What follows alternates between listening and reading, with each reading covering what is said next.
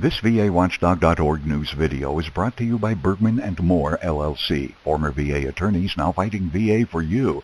Call Bergman & Moore at 877-838-2889 or on the web at vetlawyers.com.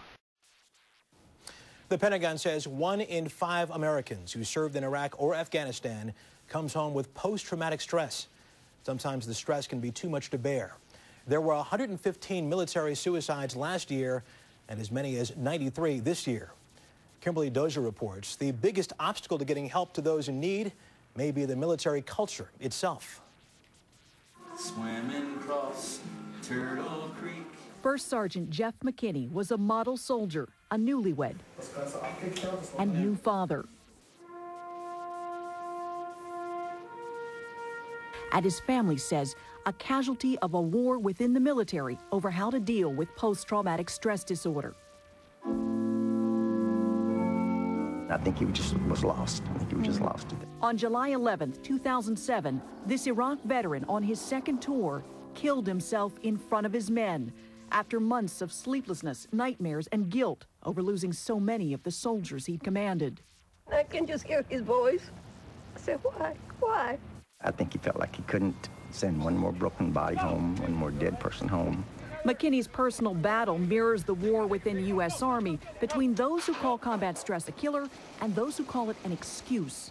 What was so interesting was in McKinney's case, there'd been troubling signs, but he hadn't been taking the medication given to help him cope, and his captain feared taking him off duty would destroy his career. Jeff stepped out of the vehicle and then turned around towards the vehicle again and turned the weapon and shot himself here, and it came out here. Commanders like First Sergeant McKinney are often the hardest to convince they need help. We've got a rough and tough sort of macho culture that says, you know, none of that soft, squishy, touchy-feely stuff. Well, we need to bring the brain out of what has been a black box. You will place your gloves on your hands. Do it. Yes, Sergeant. But that's fighting Army tradition. Take this fake form, a hurt feelings report, posted by commanders at an Army base to mock soldiers seeking help for combat stress. Choices include, I'm a crybaby, I want my mommy, or all of the above. It was tacked on the barracks bulletin board next to the sign-up sheet for the mental health clinic. Some of the lower-level officers, they don't get it. Well, and that's our challenge. Namely, to teach soldiers and commanders that the nightmares or flashbacks aren't signs of weakness. It's biology, how a brain reacts after seeing hell on Earth.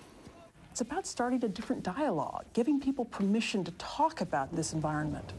The military is testing promising pilot programs. Instructor and former Army Ranger Steve Robinson says it's about training the brain to cope with traumatic memories. Teaching soldiers skills like visualization, event resolution, breath work, quiet time so they can process what happened. But for First Sergeant McKinney, there were no such tools to cope. That's my essence here. His wife says she knows what she'll tell their son. He needed help and nobody helped him, and that's the reason why he died. But he died a hero. He died a hero. Kimberly Dozier, CBS News, Dallas.